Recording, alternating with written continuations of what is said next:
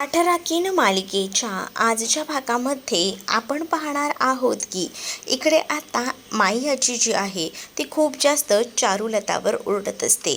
म्हणजेच ती आता म्हणत असते की या आधी म्हणजेच बऱ्याच वर्ष आधीपासून मी तुला सांगते की ती या घरात योग्य नाही आहे, पण तेव्हापासनं तू माझं ऐकलंच नाहीस. तेव्हापासनं फक्त स्वतःचंच म्हणणं खरं केलंस आणि त्यामुळेच ना आता हा सगळा काही त्रास होतोय. उगाच नाही माझे हे केस पांढरे झालेत, उन्हात राहून नाही, मी माणसानं ओळखलेलं आहे. पण तेव्हाही मी तुला सांगत होते, पण तेव्हाही तू ओळखण्यात ना खूप मोठी चूक केलीस, असंही आता आजी मामींना बोलत असतात. मामी मात्र आता शांत असते. मामीला आता आजी सांगत असते की अजूनही वेळ आहे, वेळ गेलेली नाही आहे. त्यामुळे आपल्याला काही झालं ना तरीसुद्धा अचूक वेळातच त्या मुलीला बाहेर काढायचे. मी तर म्हणते आजच त्या मुलीला घराबाहेर काढण्याची ही चांगली संधी आहे. तिला या घरात जराही जागा द्यायची नाही. तेवढ्यातच ना प्राजक्ता नेमकी आलेली असते. प्राजक्ता आल्यावर प्राजक्ताला मामीने आता बाहेरच थांबून घेतलेलं असतं. प्राजक्ता म्हणत असते की मामी काय झालं आहे. तेव्हाच ना प्राजक्ताला मामी बोलत असते की आम्ही तुला किती वेळा सांगितलेलं होतं की भाग्याच्या लग्नामध्ये कोणतंही विघ्न आणायचं नाही आणि तरीसुद्धा तू भाग्याच्या लग्नामध्ये विघ्न आणण्याचा प्रयत्न केलास. मग तेव्हाच ना प्राजक्ता बघत राहते. तेव्हा प्राजक्ताला आजी म्हणत असते की तूच भाग्याच्या नवऱ्याला जाऊन भेटली आहेस आणि तिकडे जाऊन भाग्याबद्दल सांगून कान भरायचा प्रयत्न केला आहेस. म्हणजेच इथे सुद्धा फक्त स्वतःचंच काय ते बघायचं होतं का? म्हणजे भाग्याचं लग्न मोडून त्या मुलाला भेटून तुला त्याच्यासमोर जायचं होतं तर, आणि त्याला या सगळ्या काही गोष्टी दाखवून द्यायच्या होत्या का? हे सगळं काही आता म्हटलं जात असतं. तेव्हाच प्राजक्ता आता मामीला समजावत असते आणि मामीला म्हणत असते की मामी, तू जो काही विचार करतेस तो चुकीचा करतेस. प्लीज जरा समजून घे. मी त्याला भेटायला गेले होते, पण मी काय म्हटलंय ते तरी ऐकून घे. पण खरंच ती लोकं चांगली नाही आहेत. ती पैशांसाठीच हे लग्न करतायत, हेही आता ती बोलत असते. पण हे सगळं बोलताना तुला जराही लाज वाटत नाही आहे का? तू कोणाबद्दल काय बोलतेस ह्याचं भानही नाही आहे का तुला? प्राजक्ताला आता ह्या सगळ्याचं भान असलं तरीसुद्धा आता प्राजक्ताचा संताप होत असतो आणि त्यामुळेच ना आता प्राजक्ता भडकलेली असते. प्राजक्ता आता म्हणत असते की मामी, मी खरं सांगते, मला फक्त एकच विचार येतो की काही झालं ना तरीसुद्धा आपल्या भाग्याच्या आयुष्याचं चांगलं व्हायला हवं. तेवढ्यातच ना तिथे आता भाग्य आलेली असते आणि भाग्या जेव्हा तिथे येते ना तेव्हा मात्र आता ती आपल्या आईला सांगत असते की आई, तू जरा शांत बस. आता जे काही विचारायचं आहे ना ते मी विचारते. आणि असं बोलून आता तीच प्रश्न विचारायला सुरुवात करणार असते. आणि तेव्हा इकडे आता आजीमध्ये बोलत असतानाच ना आजीलासुद्धा आता भाग्या शांत राहायला सांगत असते. कारण आता माझ्यामध्ये कोणीही बोलणार नाही असंही आता भाग्या बोलते. तेच आता भाग्याने प्राजक्ताला विचारायला घेतलेलं असतं की मला तुझ्याकडनं खऱ्या उत्तराची अपेक्षा आहे. मला सांग की तू का भेटायला गेली होतीस रोहनला, आणि रोहनला भेटायला गेली होतीस तर तू या गोष्टी मला आधी का नाही सांगितल्या? याचं उत्तर मला हवं आहे. असंही आता भाग्या रागारागात बोलत असते. आणि भाग्या जेव्हा रागारागात या सगळ्या काही गोष्टी बोलत असते ना तेव्हा प्राजक्ता म्हणत असते की भाग्या, तुला इतकं चिडायला झालंय काय? तर प्राजक्ताला भाग्या जाब विचारते आणि तू रोहनला भेटायला गेली होतीस तर हे आधी माझ्याशी बोलायला तुला काय झालं होतं? म्हणजेच तू काही गोष्टी माझ्यापासून लपवल्यास, पण हे सगळं काही तू का केलंस? हेही आता विचारलं जात असतं. तेव्हाच ना प्राजक्ता म्हणत असते की मी जे काही केलं ते सगळं काही तुझ्या चांगल्यासाठी केले. मी तुझा कधीच वाईट विचार केला नाही आहे. मला असं वाटतं की तुझं सगळं चांगलं व्हावं, असंही आता म्हटलं जात असतं. तेच इकडे भाग्या प्राजक्ताला तो फोटो दाखवते आणि ती तिला म्हणत असते की हे सगळं काय आहे, याचं उत्तर मला तुझ्याकडनं हवं आहे. मग तेव्हाच ना आता तिच्याकडे जो फोटो असतो, जो की ती रोहनला भेटायला गेली होती तो फोटो होता आणि तो फोटो आता भाग्या प्राजक्ताला दाखवू लागते आणि मला याचं उत्तर हवं आहे.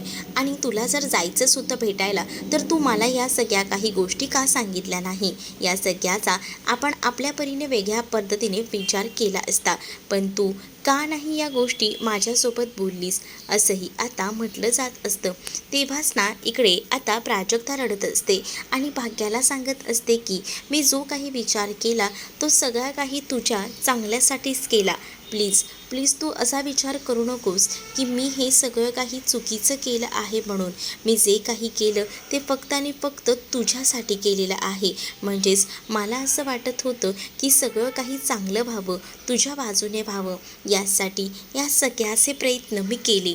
पण इकडे आता मामी चिडलेली असते. मामी म्हणत असते की मी तुला तेव्हाही सांगितलं होतं की या सगळ्याच्या मध्ये तू पडू नकोस, कारण जे लग्न ठरायचं होतं ते ठरलं होतं. आणि आता तू जर रोहनला भेटली आहेस म्हणजेच रोहनला भेटून तुला काय साध्य करायचं होतं? त्याला दाखवायचं होतं का की भाग्यापेक्षा म्हणजेच तू किती वरचढ आहेस, तुझं सौंदर्य किती छान आहे, हेच तुला सगळं काही दाखवायचं होतं का? म्हणून हे सगळं तू केलंस ना, बरोबर ना? बोल आता, बोल ना, आता काय झालं आहे? असं देखील आता इकडे असणारी मामी जे आहे ती ओरडूनच ना इकडे बोलत असते. तेव्हाच इथे प्राजक्ता म्हणत असते की मामी तू समजतेस तसं नाही आहे, तुझा काहीतरी गैरसमज होतोय. मी काय म्हणते ते तर ऐकून घे. पण इकडे आता मुद्दामून ना या सगळ्यामध्ये तृप्तीसुद्धा पडत असते आणि तृप्तीही म्हणत असते की भाग्याचं चांगलं झालेलं कुठे या प्राजक्ताला बघवतं. इतके दिवस तर बोलत होती की ती त्याची पाठराखीण आहे, सावली आहे, मग आता काय झालं? हे लग्न मोडण्याचा हेतू तरी काय होता?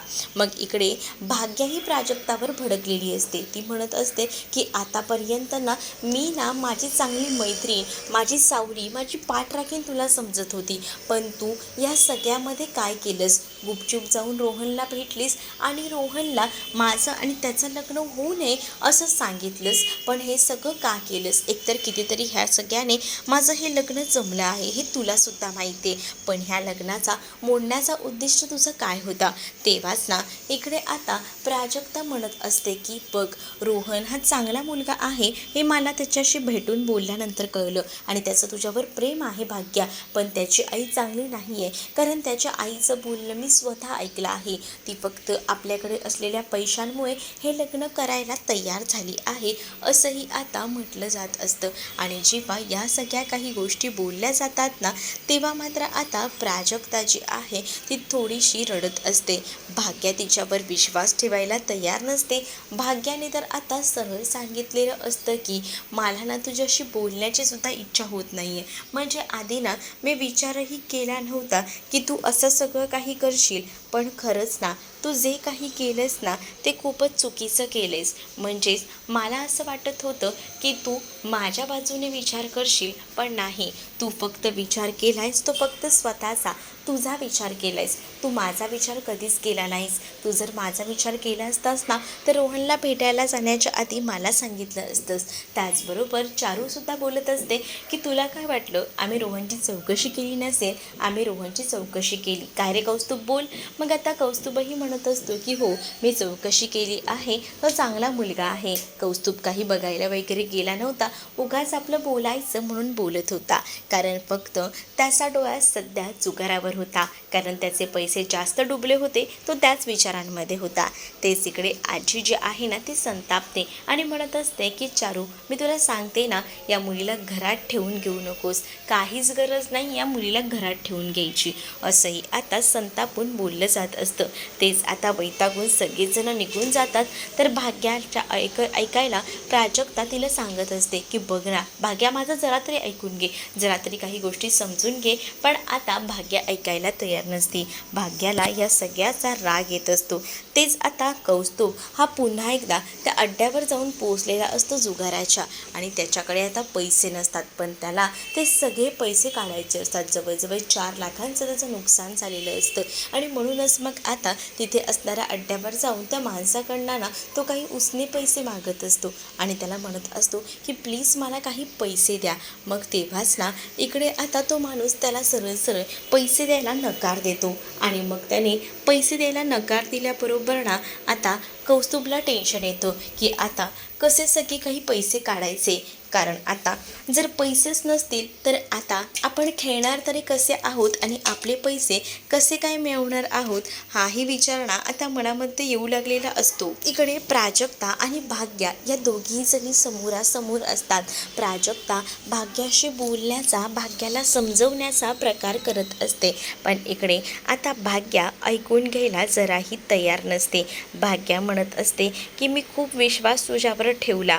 तुला सांगू का, बघ आपल्याला लहानपणी असताना आपल्याकडे 2 बाहुल्या होत्या, एक चिंकी पिंकी, आणि त्या 2 बाहुल्यांबरोबर आपण खेळायचो. पण त्यावेळेला ना एका बाहुलीचं नाव ना तू चुकून दुसरंच घ्यायची, म्हणजे चिंकी होती तिला तू पिंकीच बोलायचीस. तेव्हा मला पण तसंच हे झालं होतं. तेव्हा मीही विचार केला होता की नाही, तू जसं म्हणतेस तेच खरं. म्हणजे तेव्हाही मी तुझ्यावर विश्वास ठेवला आणि तू जे काही खरं बोलत गेलीस ते खरं मानत गेले मी पण. मग तेव्हाच मला समजायला हवं होतं की माझं ना कुठेतरी चुकतंय. पण मी तेव्हा तुझ्यावर जीव तोडून विश्वास ठेवला. मला तेव्हासुद्धा आई म्हणत होती की नाही, हे सगळं काही खोटं आहे. पण तेव्हाही मी ना आईचा विचार केला नाही. मी तेव्हाही फक्त तुझंच ऐकलं, तुझ्यावर विश्वास ठेवला आणि मग बघतेस ना आता काय काय भोगावं लागते. पण आता नाही, आता मला नाही बोलायचं आहे तुझ्याशी, कारण आहे ना तू मला फसवलेस, मला धोका दिलायस. असं बोलून भाग्या आपल्या डोळ्यातील अश्रू पुसते आणि आतमध्ये निघून जाते. तेच दुसरीकडे आता पाहायला मिळत असतं की इकडे आता कौस्तुभ आलेला असतो आणि कौस्तुभ जो आहे तो आता म्हणत असतो की प्लीज मला पैसे हवे आहेत, मला खेळायचे. तेव्हाच ज्या माणसाने त्याचे पैसे लुटलेले असतात ना तोच त्याला सांगत असतो की अरे तुला खेळायचंच आहे ना, थांब पैशाची व्यवस्था मी करतो. हा माणूस आहे ना, हा पैसे तुला नक्कीच पुरवेल.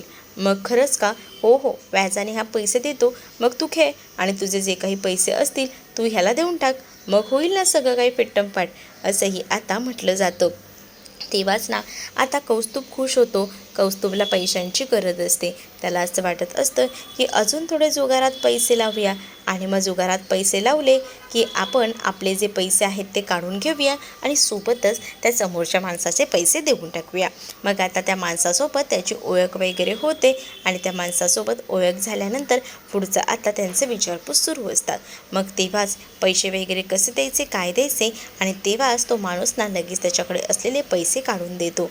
आणि मग तेव्हा पैसे दिल्यावर कौस्तुभ खूप जास्त खुश होतो, कारण त्याला आता माहिती आहे की चला फायनली आपलं आता काम होणार आहे. मग तो खुश असतो. तेच इकडे भाग्या ही प्राजक्ताचं ऐकूनच घ्यायला तयार नसते, कारण तिच्या मनात ना ते सगळं काही फिरत असतं आणि तेव्हाच तिने ठरवलेलं असतं की बस झालं, आता नाही ऐकायचं प्राजक्ताचं कोणतंही बोलणं ऐकून न घेता भाग्या तिच्यावर संतापते आणि तिकडनं आता ती बॅग वगैरे घेऊन चाललेली असते. त्याच वेळेला भाग्याला प्राजक्ता समजवायचा प्रयत्न करत असते, पण काही केल्या ती ऐकायला तयार नसते. ती म्हणत असते की मला तू काही सांगू नको, आतापर्यंत मी कोणाचं ऐकलं नाही. मला आईनेसुद्धा किती वेळा सांगितलं, पण मी आईलाही म्हटलं की तू मला हे सगळं काही सांगू नको, कारण माझा ना माझ्या प्राजूवर विश्वास आहे. पण प्राजू, तू तर माझ्या पाठीत खंजीर खुपसलास गं. तुझ्यावर विश्वास ठेवला पण तू मला सांगितलं नाही. उलट मीच तुला काल सांगत होते ना की रोहनसोबत बोल, तुझी आणि रोहनची ओळख व्हावी असं मला वाटत होतं, म्हणून मी तुला फोनवर सुद्धा बोलायला सांगत होते. पण तू फोनवर बोलली नाहीस, पण चक्क तू त्याला भेटायला गेलीस. या सगळ्या गोष्टी मला कुठे किती लागल्या आहेत ना मनाला, ह्या तुला कशा सांगू.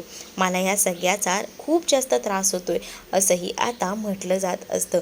आणि तेव्हाच ना तिच्या डोळ्यातलं पाणी काही थांबत नव्हतं. मग आता प्राजक्ताला भाग्या खूप सुनावते आणि त्यानंतर मात्र ती आता तिकडनं रागारागात जे आहे ती आता निघून जाते.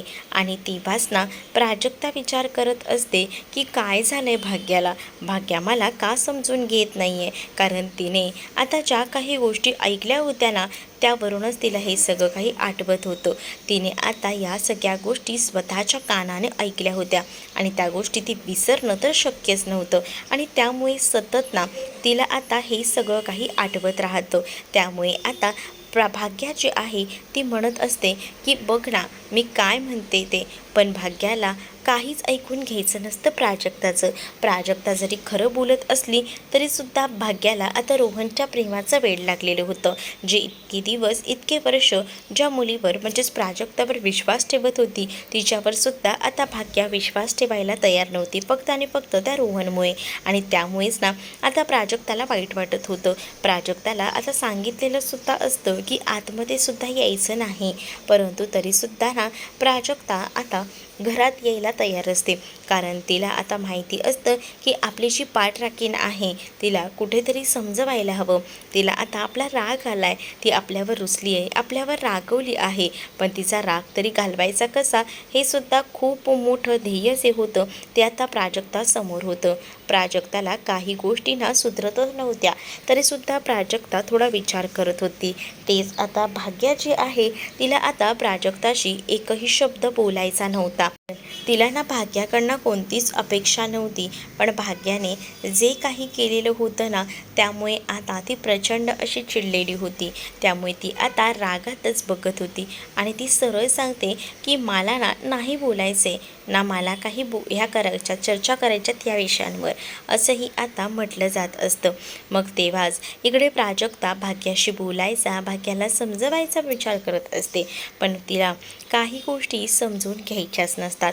त्यामुळे तिने आता ठामपणे सांगितलेलं असतं की मला नाही ऐकायचं आहे आणि मला तू कोणत्याही गोष्टी ज्या आहेत ना त्या सांगूसुद्धा नको. भाग्या आपली बॅग वगैरे घेऊन तडतडत आता आतमध्ये निघून जाते. जेव्हा ती तणतणत आतमध्ये निघून जाते ना तेव्हा मात्र बिचारी प्राजक्ता ही एकटीच उभी असते आणि तिला आता टेन्शन लागलेलं असतं. तेच आता प्राजक्ता म्हणते की नाही, भाग्याशी बोलायला हवं, भाग्याशी बोलल्याशिवाय आता काही समजणार नाही आहे. म्हणूनच मग आता ती बॅग वगैरे ठेवते आणि भाग्याशी बोलायचं म्हणून लगेचच ती आतमध्ये जायला निघत असते. कारण भाग्याचा गैरसमज झाला आहे, भाग्याशी जर बोलले नाही तर प्रॉब्लेम होईल असंच आता वाटत असतं. म्हणूनच मग आता कोणताही विचार न करता ती थेट आतमध्ये जाते. इकडे ना भाग्याचं सगळं सामान जे आहे ते सगळं अस्ताव्यस्त पडलेलं असतं आणि त्यात तर ती म्हणत असते की आज तर आता ना मला संताप झाला आहे, कोणतंच काम धड होत नाही आहे, काहीसुद्धा मनासारखं होत नाही आहे. आणि म्हणूनच मग इकडे तिकडे ते सगळं सामान पडतलेलं असताना प्राजक्ता म्हणत असते की थांब, मी सगळं काही नीट करते. असं बोलून आता तिने सगळं सामान नीट करायला घेतलेलं असतं. तेव्हाच ना इकडे आता म्हटलं जातं की थांबा, मी तुम्हाला सांगते ना. आता भाग्याला प्राजक्ता बसवते आणि म्हणत असते की आज कोणाची तरी हळद आहे, तर मला ना तयार करायचं आहे. मी तर आज खूप सुंदर असं तयार करणार आहे माझ्या भाग्याला. कारण आपलं ठरलं होतं माहिती आहे ना की हळदीच्या दिवशी आपण कसं सगळं काही मॅच करायचं आणि तसंच ना आतासुद्धा करायचं ठरवायचं आहे आपल्याला. म्हणजे तुला फुलांचे दागिने, तुझी खूप सुंदर हेअरस्टाईल, त्याचसोबत तुझा मेकअप. तुला आठवतं ना लहानपणापासून सगळा तुझा मेकअप ना मीच करत आले आणि आतासुद्धा मेकअप मीच करणार आहे तुझा, असंही आता प्राजक्ता भाग्याला बोलत असते.